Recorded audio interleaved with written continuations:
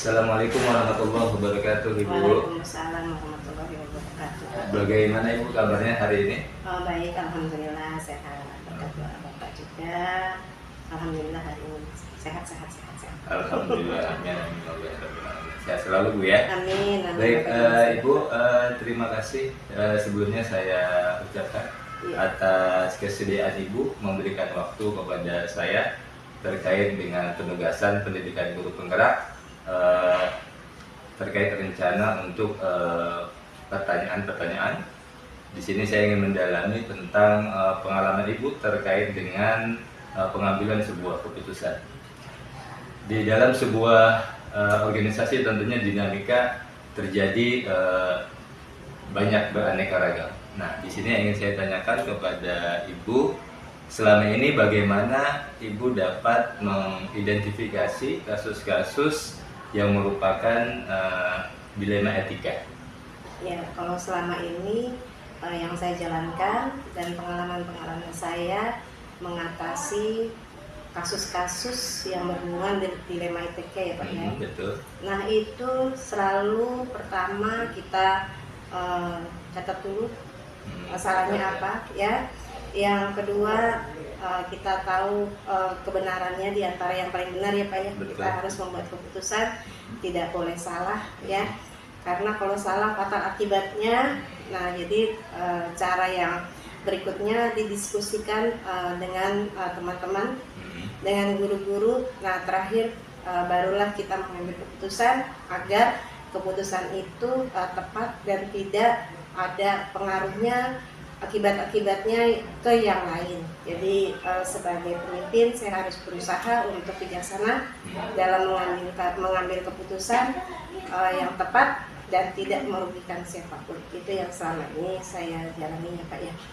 Jadi diidentifikasi Ya, pertama kali ya. pertama diidentifikasi dulu, kita cari data dulu, jadi nggak langsung kita gerabak kerubuk terus ambil keputusan, itu tidak boleh karena memang di undang-undangnya juga segala sesuatu harus berdasarkan musyawarah. Lalu kita ambil mufakatnya seperti apa, insya Allah keputusan itu akhirnya pada titik akhir tidak akan merugikan lagi.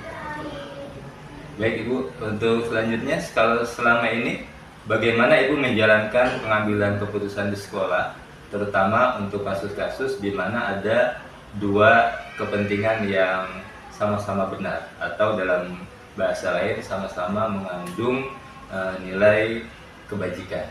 Ya, itu sangat sulit ya Pak, karena dua-duanya ini baik ya kan, dan apalagi sama-sama nilai kebajikan, tapi kita lihat di situ tetap di negara ini ada undang-undang. Walaupun kebaikannya itu yang baik benar, tapi kita melihat nilai-nilai ya yang ada, yang terkandung di dalamnya, nilai-nilai moral, apa yang harus kita ambil di dalam dua hal tersebut. Tetap kita mencari solusi yang terbaik, kita tetap mencari permasalahannya apa, karena dua-duanya sama-sama baik ini memang dilemanya. Apalagi nilai-nilai moral kan terkandung di dalamnya ya Pak ya. Nah itu yang harus menjadi keputusan ya, satu persatu ditanyakan terlebih dahulu, terus kedua-duanya kita pertemukan ya, keputusan yang baik diambil bersama agar intinya mereka kalau dilema ini mencari supaya tidak ada dilema dan menjalankannya dengan baik. Apalagi guru ya Pak ya, guru itu benar-benar harus berjalan sikapnya semua, segala sesuatunya sesuai dengan apa yang harus dijalankan, karena guru itu digugu dan ditiru. Jadi keseluruhannya harus dilihat, apalagi kalau bermasalah ya harus segera kita sikapi ya Pak ya, tidak boleh di besok-besokkan. Nah itu bagi saya insya Allah menyadarkan diri, oh ini aku salah loh di sini, agar tidak salah bagaimana, oh aku harus begini. Jadi kita juga tidak boleh menjas ya kan, mencari untuk menyadarkan diri supaya saya salah di sini. Itu aja sih Pak yang selama ini saya alami. Kalau langkah-langkah Ibu dalam membuat sebuah keputusan, prosedur yang dilakukan apa saja? Kalau prosedur saya pertama itu data dulu Pak. Data dulu yang saya cari Terus selain data juga nanti tetap nilai-nilai apa yang sudah dijalankan dan tidak dijalankan itu insya Allah akan ketemu di antara salah satunya. Terus yang ketiga, cari benar dan salahnya ya, itu memang tetap harus ada ya Pak ya. Benar dan salahnya itu kita harus ini tingkatkan selain mencari data, benar salahnya. Terus ya kalau khusus untuk kita di sini ya survei untuk suatu tempat juga diperbolehkan. Misalnya kasus itu terjadi pada anak ya Pak, bukan hanya pada guru. Kita akan memvisit ke rumah, mencari data, mencari kebenarannya, karena permasalahan di sekolah itu sangat kompleks ya, dan bagaimana kita menyikapinya, intinya harus cepat, tepat dalam menyikapi dilema dan etika yang terjadi di sekolah. Lalu hal-hal apa saja yang Ibu anggap efektif dalam pengambilan sebuah keputusan itu? Kalau menurut saya, hal-hal yang saya anggap yang kita ambil supaya yang baiknya saja ya, untuk mengambil keputusan itu ya, satu itu bagi saya dalam mengambil sikap kebijakan yang kita ambil itu harus cepat, jangan dilama-lamakan ya, tapi tidak secepat mungkin juga, karena kita lihat kasusnya dulu seperti apa, itu yang kita dilemanya itu seperti apa dulu. Jadi tetap kita analisis dulu Pak, jadi kita buat datanya dulu ya kan, apa saja yang harus dipersiapkan untuk mengatasi itu agar semua dilema dan etika di sekolah ini jauh gitu ya Pak, jangan sampai terjadi terus menerus ya, berkurang dan insya Allah menjadi tidak dilema lagi ya Pak ya. Insya Allah semuanya berjalan dengan lancar sesuai apa visi misi tujuan sekolah ini. Tentu dalam sebuah pengambilan keputusan yang Ibu lakukan ada tantangannya. Nah, kira-kira selama ini tantangannya apa tuh Bu? Tantangan bagi saya itu memang berat sekali ya Pak. Kalau menurut saya, karena saya harus tahu karakter setiap masing-masing dilema itu apa saja dan siapa saja yang mendapat permasalahan itu, karakternya seperti apa, karena karakter manusia itu berbeda-beda ya Pak ya.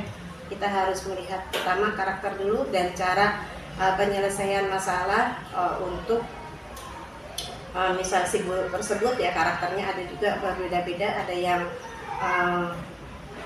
emosinya cepat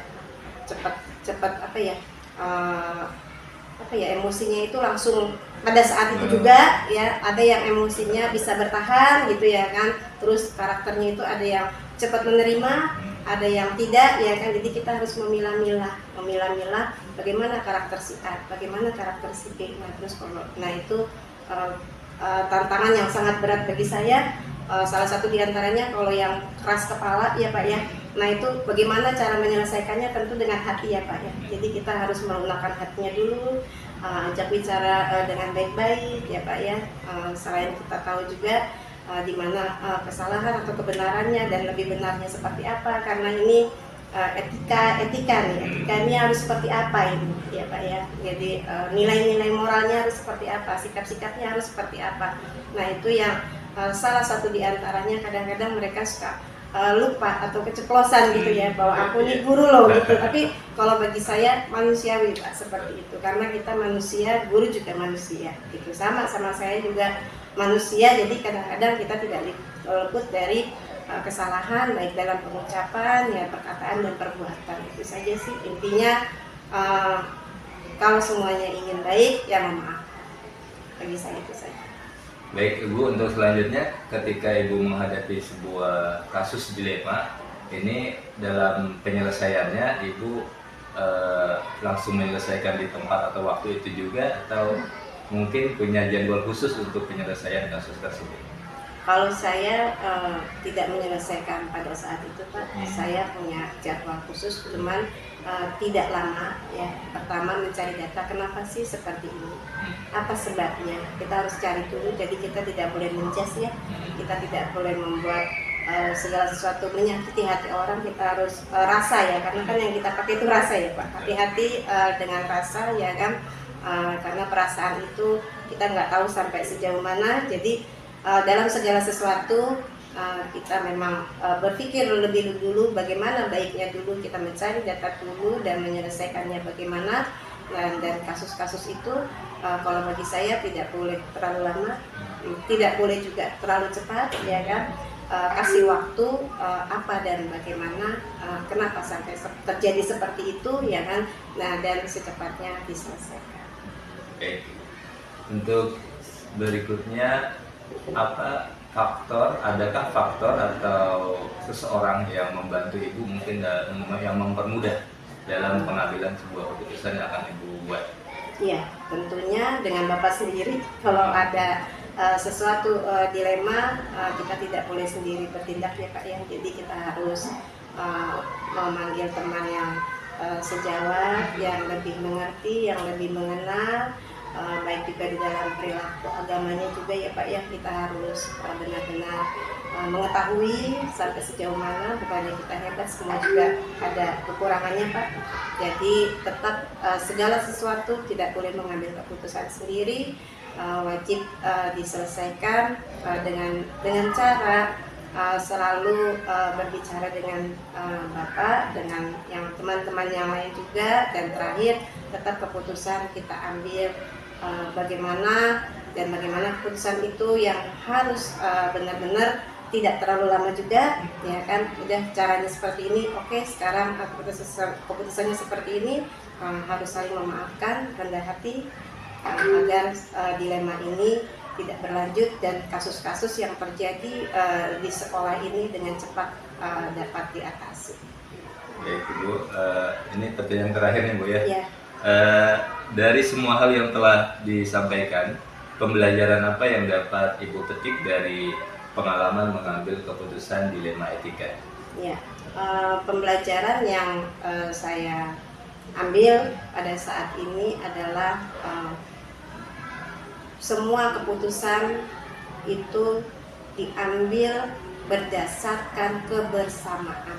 Walaupun pada akhirnya pemimpin yang memberi keputusan akhir, tapi tetap bagi saya terakhir itu harus keputusan masalah-masalah apapun itu harus diselesaikan dengan kebersamaan terlebih dahulu. Pertama, kedua, tetap rasa, ya Pak, dan memaafkan. Ketiga, pengalaman saya pada dilema etika ini sangat-sangat pembelajaran yang baik sekali kalau menurut saya, karena ternyata ada pembelajaran dilema etika yang selama ini saya pikir tidak ada. Oh, ternyata ada. Saya sangat senang sekali. Tujuan saya agar pembelajaran ini dilanjutkan karena kasus-kasus di sekolah dan masalah-masalah dilema etika itu memang selalu ada. Jadi alangkah baiknya kalau pembelajaran ini dilanjutkan. Untuk Bapak semoga sukses ke depannya dan sangat bermanfaat sekali pembelajaran dilema etika ini. Saya juga belajar dari Bapak. Jadi terima kasih sekali karena dengan adanya CGP pembelajaran dilema etika ini ternyata ada dan itu sangat bermanfaat sekali bagi sekolah ini. Terima kasih banyak ya Pak. Tolong sampaikan kepada dosen pembimbingnya. Terima kasih, pembelajaran ini sangat baik. Alangkah baiknya kalau dilanjutkan dan diimbaskan ke semua guru-guru yang ada di sini. Terima kasih ya Pak. Baik Ibu. Terima kasih Ibu. Saya sangat apresiasi sekali, sangat luar biasa, sangat bangga, sangat senang dalam kesempatan ini bisa mendengarkan secara langsung pengalaman Ibu selaku pimpinan di sebuah institusi pendidikan. Saya berharap bisa mengikuti jejak-jejak kebaikan Ibu, praktik baik yang sudah Ibu lakukan di sekolah. Minta juga motivasinya, mudah-mudahan apa yang menjadi harapan Ibu tadi, doa Ibu yang menyertai, saya bisa melaksanakan tugas ini dengan sebaik-baiknya. Sekali lagi saya ucapkan terima kasih banyak Ibu atas kesempatan dan kesediaannya. Assalamualaikum warahmatullahi wabarakatuh Ibu. Waalaikumsalam warahmatullahi wabarakatuh. Bagaimana? Baik, Pak. Bagaimana kabarnya Ibu? Alhamdulillah baik. Baik ya Bu ya. Terus, Baik. semoga sukses juga. Amin. Alhamdulillah. Baik Ibu, sebelumnya saya ucapkan terima kasih banyak sebelumnya atas kesediaan Ibu memberikan waktu untuk saya untuk melaksanakan wawancara kepada Ibu Kepala Sekolah SDN Hutan Kayu 09 Utara Selatan 09 pagi.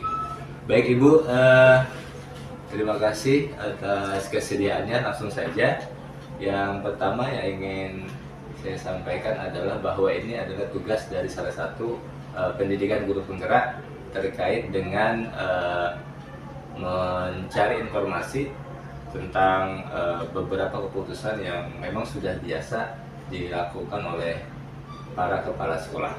Nah, dalam hal ini saya minta kepada Ibu Ngatini selaku kepala sekolah SDN Hutan Kayu Selatan 09 pagi terkait dengan keputusan-keputusan yang memang sudah menjadi keseharian yang Ibu sudah lakukan di sekolah yang Ibu pimpin. Benar begitu Bu ya? Ya, sepertinya memang kita sebagai kepala sekolah itu dihadirkan untuk bisa menangani kasus-kasus yang ada di sekolah, Pak. Oke. Samsul. Baik, terima kasih Ibu. Langsung saja untuk yang pertama, selama ini bagaimana Ibu mengidentifikasi kasus-kasus yang merupakan dilema etika? Ini dilema etika ya.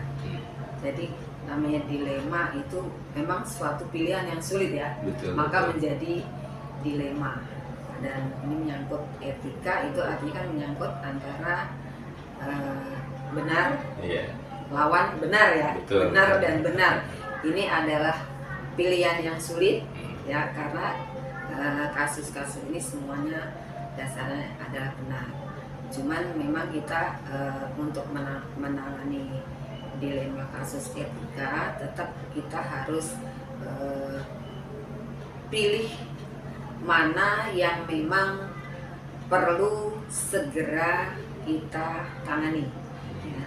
Misalnya 2 kasus memang itu betul-betul kasus yang agak-agak sama misalnya ya, tetap kita harus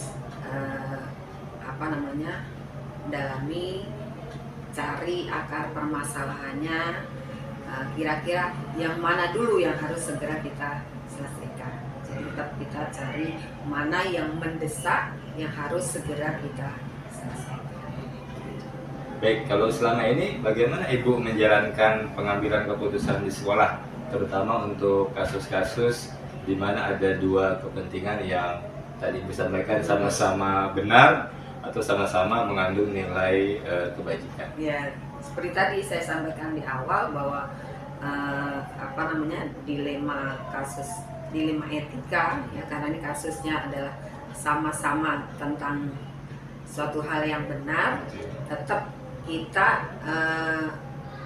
skala prioritas ya. Kasus itu mana yang harus segera kita selesaikan lebih dulu ya, itu kita selesaikan lebih dahulu ya. Apalagi misalnya ya, dua-duanya itu benar tapi satu benar, yang satu itu ada kaitannya menyangkut banyak warga, misalnya menyangkut semua warga sekolah, atau hanya ini yang satunya sama-sama baik, yang satu hanya menyangkut misalnya satu pribadi siswa atau satu pribadi guru, tetap saja kita pasti mengutamakan yang ada kaitannya dengan menyangkut seluruh warga sekolah, itu yang kita utamakan.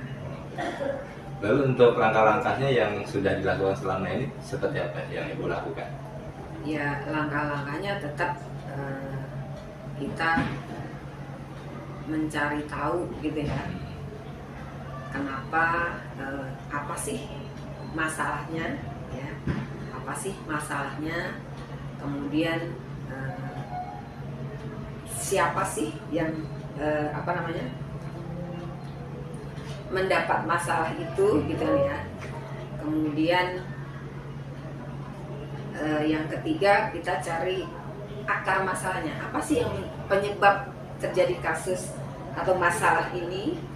Kemudian langkah terakhir baru kita mencari bagaimana mencari solusi yang tepat untuk menangani kasus tersebut. Lalu selama ini hal-hal apa saja yang Ibu anggap efektif dalam pengambilan keputusan pada kasus yang Ibu hadapi? Kalau menurut Ibu, untuk menangani kasus itu yang paling efektif ya, walaupun saya sebagai pimpinan selaku pengambil kebijakan dalam keputusan, tetapi tetap saya melibatkan teman-teman, ya, harus minta pertimbangan dari semua stakeholder yang ada, ya. Saya teman-teman, kalau memang itu masalahnya adalah masalah murid misalnya kan, nah kita berdiskusilah dengan semua teman-teman bagaimana supaya nanti saya tidak salah dalam mengambil keputusan, ya minta perkembangan dari teman-teman. Ada tantangannya nggak Bu kalau dalam pengambilan keputusan selama ini? Tantangannya? Sudah pasti ada, ya, karena kan kadang tidak semua orang itu kan sependapat dengan kita, ya. Walaupun itu sudah kita jalankan dengan musyawarah, tetap saja kan antara pro dan kontra itu kan tetap ada, ya. Makanya dalam mengambil keputusan, walaupun penentu keputusan ada di kepala sekolah, tetap harus mempertimbangkan masukan dari teman-teman. Nah, ini dari masukan dari teman-teman itulah kita ambil, kita kerucutkan mana yang paling baik bisa menyelesaikan solusi tersebut. Dalam menyelesaikan masalah, biasanya kalau yang selama ini Ibu laksanakan atau Ibu lakukan, ketika ada masalah langsung diselesaikan atau nanti terjadwal gitu penyelesaian masalah? Kalau masalah itu kan timbul tidak direncanakan, ya, betul, ya. betul. Masalah itu timbul tidak direncanakan. Ya sebisa mungkin ketika ada masalah segera diselesaikan. Sebisa mungkin segera diselesaikan. Nggak mungkin kita akan menjadwalkan kan. Oh ini ada kasus, kita jadwalkan penyelesaiannya nanti. Tidak. Tapi tetap sebisa mungkin segera diselesaikan. Karena masalah pun itu timbul tidak pernah direncanakan. Betul. Jadi tetap penanganannya sebisa mungkin segera terselesaikan. Baik, untuk selanjutnya ada nggak Bu faktor-faktor atau mungkin sosok seseorang yang membantu Ibu dalam mempermudah untuk pengambilan keputusan itu? Ya, pasti ada Pak Samsul. Ada, ya. Karena kan kita di sekolah itu bekerjanya adalah tim, ya. Tim tetap tadi seperti tadi saya sampaikan, walaupun pengambil keputusan ada di tangan kepala sekolah, tapi tetap karena ini tim, ya kita harus tadi minta pertimbangan dari semua teman-teman supaya nanti kita bisa mengambil keputusan itu memang keputusan yang tepat, yang bisa bermanfaat untuk semuanya. Baik, Ibu, untuk yang terakhir, dari semua hal yang telah Ibu sampaikan tadi, kira-kira pembelajaran apa yang dapat Ibu petik dari pengalaman Ibu dalam mengambil sebuah keputusan yang mengandung dilema etika tadi? Ya, jadi yang bisa dipetik hikmahnya adalah bahwa memang satu masalah itu timbul kan tidak direncanakan. Betul. Masalah itu timbul tidak direncanakan. Iya. Jadi sebisa mungkin kalau memang ada masalah harus segera diselesaikan.